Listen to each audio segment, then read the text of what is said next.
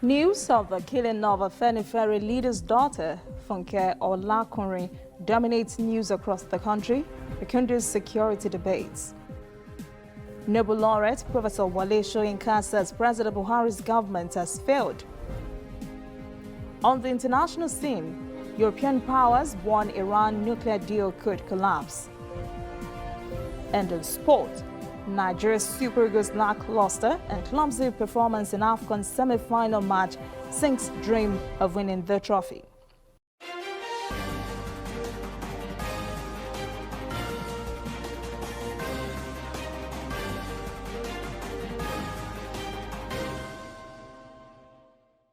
This is ANN News. I am Olajumoke Olatunji. On news of the shooting death of a Fani-Kayode leader's daughter, Fani-Kayode, over the weekend has dominated discussions across the country and has renewed the debate on insecurity in the country. It appears nobody is safe from the hands of those elements that perpetrate violence in the country. Leaders from around the country have been flocking to the house of a Fani-Kayode leader, Ruben Fashionati, to condole with him. National leader of the All Progressives Congress, Bola Ahmed Tinubu, said Nigeria should be cautious in blaming Fulani herdsmen for the murder of Mrs. Olakunrin. Tinubu said during his condolence visit on Sunday that Fulanis should not be tagged with the responsibility for the killing. He warned that this murder should not be used to divide the country because the origin of kidnappings can be traced in the country. Meanwhile, Vice President Professor Yemi Osinbajo also visited the Fani-Kayode leader's house, accompanied by Ondo State Governor Oluwarotimi Akeredolu and Presidential Special Advisor on Political Matters, Senator Babafemi Ojudu. Professor Osinbajo described the killing of the 58-year-old Mrs. Olakunrin as a massive tragedy. He told journalists about the importance of community policing to combat crimes in the country. Speaker of the House of Representatives, Fani-Kayode, in a statement released on Sunday, described Funke Olakunrin's murder as shocking. He said the untimely death of Olakunrin was a huge blow to the family. Kayode added that since insecurity is a cardinal focus of the 9th House of Representatives, members are determined to provide all the legislative support to the federal government to rid the country of crimes and criminality. Fani-Kayode, former Minister of State for Aviation, has blasted the All Progressives Congress leader Bola Tinubu over his statement at a Fani-Kayode national leader's home in Akure, Ondo State. As we reported in the previous story, Tinubu said during a condolence visit to the Fani-Kayode national leader's house in Akure that Fulani should not be held responsible for the murder of Mrs. Olakunrin.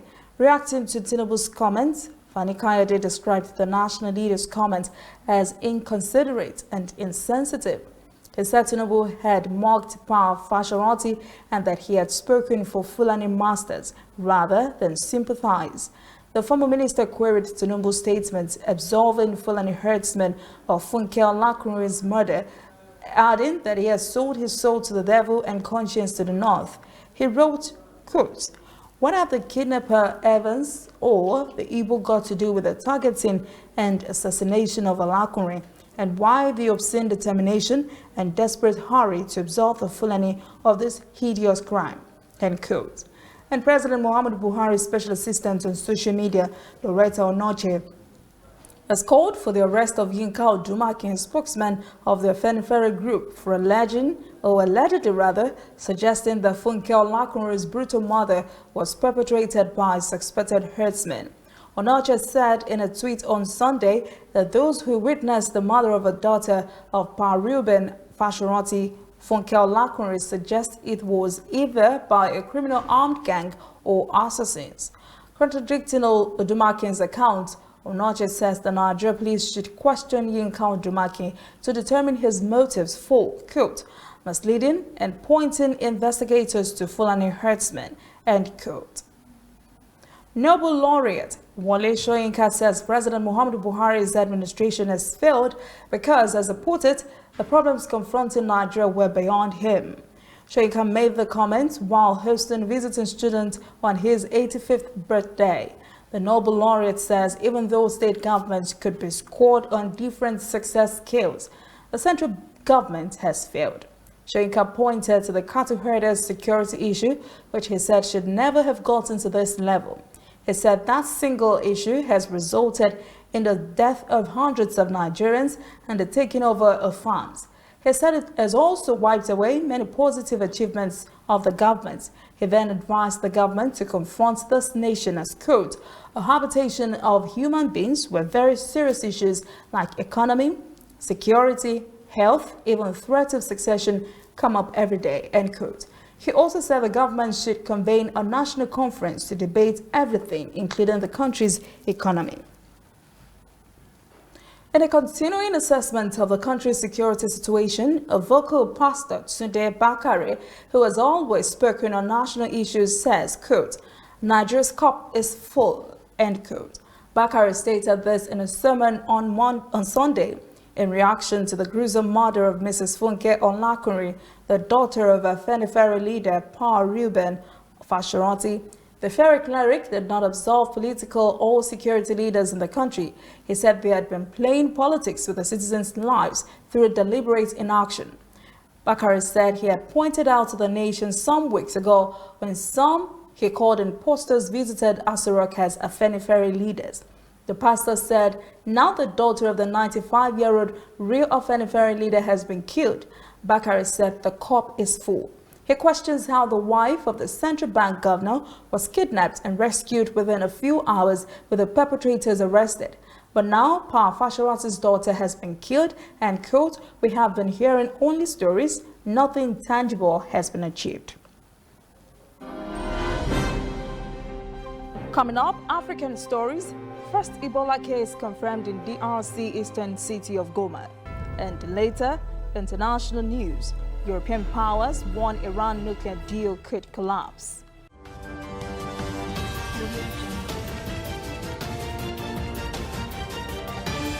You are watching ANN.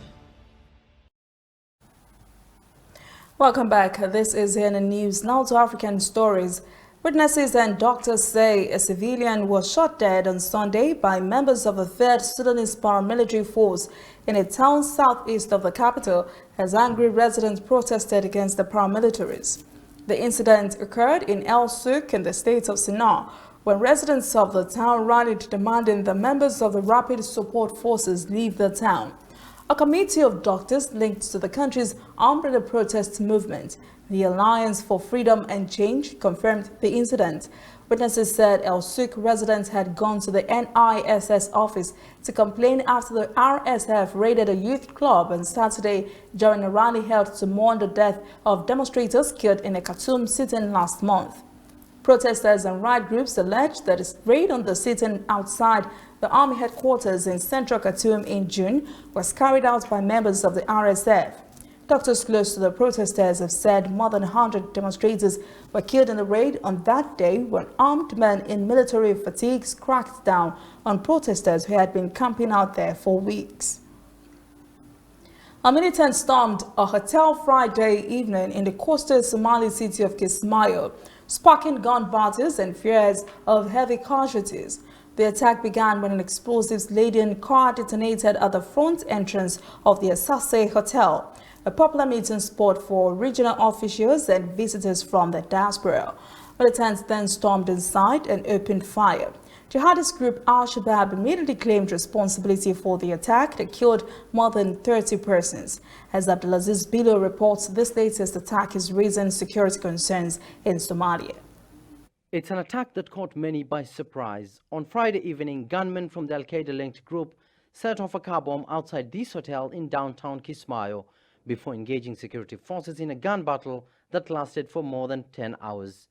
Medina Hotel in downtown Kismayo was quite popular and mostly frequented by lawmakers, clan elders, and members of the diaspora returning to invest in the port city. 4 militants launched their attacks. One of them detonated the vehicle at the entrance to the hotel. 2 were neutralized and the 4th was injured and is in the hands of the government. Such attacks are new to Kismayo. I urge security forces to increase surveillance, especially now that we are headed for elections. Those killed include legislators and a presidential aspirant for regional elections next month. A popular female journalist alongside her husband were among the dead. 2 Chinese nationals were also wounded in Friday's coordinated attacks. Al-Shabaab claimed responsibility for the attacks, insisting that its fighters had achieved their intended objectives. It's the first large-scale attack by the terrorist group in Kismayo, 6 years after it lost control of the city to Allied forces. For years, the port city served as a financial lifeline for the group before it was wrestled by AMISOM and Jubaland forces. Al-Shabaab is not just a Somali threat. It poses a transnational threat that needs international support. Today we lost many people of different nationalities. Let's increase our resolve and battle the militants in a different approach from which we have been employing. The current president, Ahmed Mohamed Islam, is seeking re-election for a third term, but is facing increased opposition from some of his former aides. The federal government in Mogadishu has also been accused of seeking to oust the leader, who enjoys wide support among members of the security forces. The regional administration in Kismayo has been successful in containing Al-Shabaab's ever-increasing threat in the region, but the latest attack raises serious security concerns as to how the militant group managed to obtain police uniform and carry out such a deadly attack in the center of the city. U.S. forces have increased pressure on the group in recent months. Earlier this year, close to 70 Al-Shabaab fighters were targeted in an aerial strike 50 kilometers north of Kismayo. The militants were targeted after storming an army base critical to the war against terror. DR Congo Health Ministry says unidentified attackers have killed 2 Ebola health workers in eastern parts of the country over the weekend. The latest in a string of assaults that have hampered efforts to stop the deadly spread of the virus. They were community workers near Mukulia in North Kivu province. Local mistrust of health officials and militia violence in Congo have caused the number of new cases to surge. Nearly 2,500 people have been infected and more than 1,600 killed in the second biggest outbreak on record. Dozens of responders have been injured or killed in attacks this year.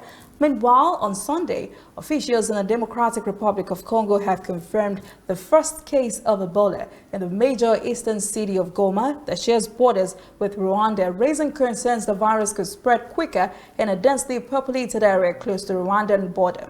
Head of the World Health Organization tweeted that Goma, a city with a population of more than 1 million, was prepared.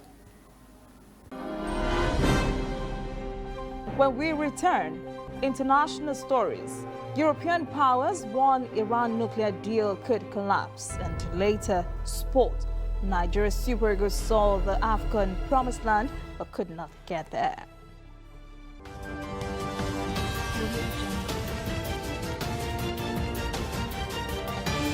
You are watching ANN.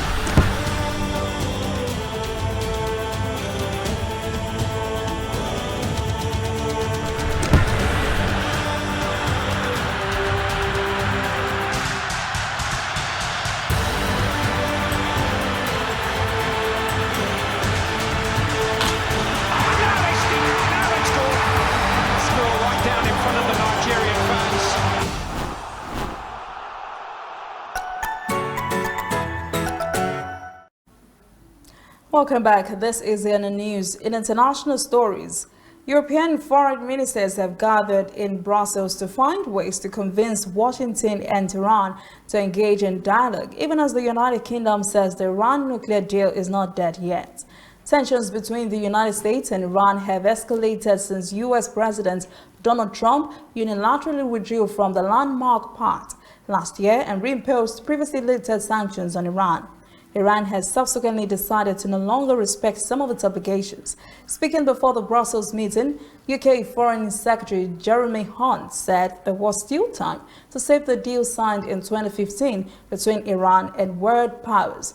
French Foreign Minister Jean Le Drian says Europe had to remain united in trying to preserve the deal and convince Tehran to reverse its decision not to comply with parts of the accord. The meeting in Brussels comes a day after the European signatories to the accord, France, Britain and Germany, warned that the deal could collapse and urged for the resumption of dialogue. And still on Iran, President Hassan Rouhani says the country is ready to hold talks with the United States if Washington lifts sanctions and return to the 2015 nuclear deal from which it pulled out last year. Iran also says any talks will be conditional on first being able to export as much oil as it did before the U.S. withdrew from the nuclear pact last year. The 2015 deal was described as a triumph of diplomacy against unilateralism and a major step in countering nuclear proliferation. The accord promised sanctions relief, economic benefits, and an end to international isolation of the Islamic Republic in return for stringent curbs in the nuclear program. President Donald Trump has once again made racist remarks, this time against a group of Democratic Congresswomen. Trump said on Twitter the women should go back to where they came from despite being citizens of the United States. While Trump did not name the women, his tweets on Sunday were almost certainly referring to Alexandria Ocasio-Cortez of New York, Ilhan Omar of Minnesota, Ayanna Pressley of Massachusetts, and Rahinda Tlaib of Michigan. Trump says, quote, "So interesting to see progressive Democrat Congresswomen who originally came from countries whose governments are a complete and total catastrophe, the worst, most corrupt and inept anywhere in the world. Why don't they go back and help fix the totally broken and crime-infested places from which they came?" End of quote. The Republican president tweets drew sharp rebukes from the Democrats. House Speaker Nancy Pelosi said Trump wants to make America white again. And Chinese telecom giant Huawei has demanded that the U.S. remove it from the so-called entity list. Huawei's chairman, Leon Hua, said there has been no substantive change so far on the companies based in southern China city of Shenzhen. It has continued to oppose the U.S. decision to blacklist the company. Leon made the remarks during the company's first press conference on Friday, 3 days after the U.S. Department of Commerce announced that it will allow U.S. companies to sell products to Huawei. The Chinese telecom giant Huawei recently released its 2018 sustainability report at a press conference, disclosing its 4 development strategies: digital inclusion, security, and trustworthiness, environmental protection, and a healthy and harmonious ecosystem. It is the 11th year in a row for the company to release such a report. The latest report indicates that Huawei has launched its global digital inclusion initiative, Tech for All, aiming to bring the modern technology to those unconnected communities in the world. In terms of security and trustworthiness, Huawei claims it puts cybersecurity and privacy protection on its top priorities and plans to invest $2 billion to enhance its software engineering capabilities within the next 5 years. The decision aims to better respond to the cybersecurity and privacy challenges in the whole industry. The report says Huawei used about 932 million kilowatt hours of electricity from clean energy sources in 2018, equivalent to reducing the carbon dioxide emission of about 450,000 tons. The company also carried out 177 community public welfare programs worldwide last year to support local sustainable growth, according to the report. The Bureau of Industry and Security of the U.S. Department of Commerce in May put Huawei and its affiliates on an entity list, which restricts the sale or transfer of U.S. technologies to the company. Liang Hua, chairman of Huawei, said in his opening remarks that adding Huawei on the U.S. entity list is not a fact-based decision. We are strongly opposed to the U.S. decision to put Huawei on the entity list. We believe it is not a fact-based decision, and it's harmful, especially to U.S. companies. Huawei's business is now moving forward as usual. We will release a financial performance report at the end of this month. Still to come, sports. Nigeria's Super Eagles' lackluster and clumsy performance in AFCON semi-final match sinks dream of winning the trophy.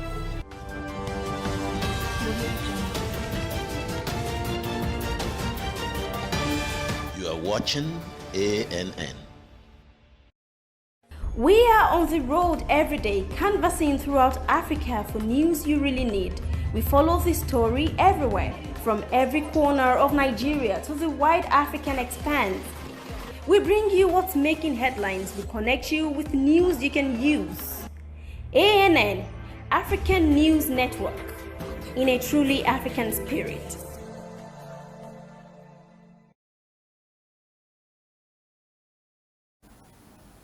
Welcome back. This is ANN News in Sport. The Super Eagles of Nigeria smelled the honey but never tasted it. They failed to reach the final of this year's Africa Cup of Nations after losing to Algeria on Sunday in the semi-final showdown in Cairo. After an own goal given to the Algerians, Nigeria equalized with a penalty in the early minutes of the second half. But Riyad Mahrez scored a stunning free kick with virtually the last kick of the game and just under a minute left in added time. That singular kick pushed Algeria into the Africa Cup of Nations finals. Nigeria will face Senegal, who earlier beat Tunisia thanks to an extra-time own goal. Nigeria will have to settle for a third-place match against Tunisia on Wednesday. The Cameroon Football Federation has handed a live ban to its former president, Tombe Sidiki. The federation's own ethics commission found Sidiki guilty of financial misappropriation and a conflict of interest. The commission ruled that Sidiki had mismanaged funds that had been set aside to build 4 smaller stadiums, which were meant to host local football games as part of a development plan for Cameroon. Sidiki had denied allegations of corruption and conflict of interest in the past, but did not comment when BBC Sport asked about the ban. The former Cameroon Football Federation president is likely to appeal the sanction, which has to be lodged within 10 days. Now this question, why is African sports so infested with corruption? Well, that is ANN News this evening. Thank you for joining us. For details on this and other breaking stories, visit the website annafrica.news. Conversation continues on our social media platforms, Twitter, Instagram, and Facebook at ANN Africa TV. I am Olajumoke Olatuji. Have a pleasant evening.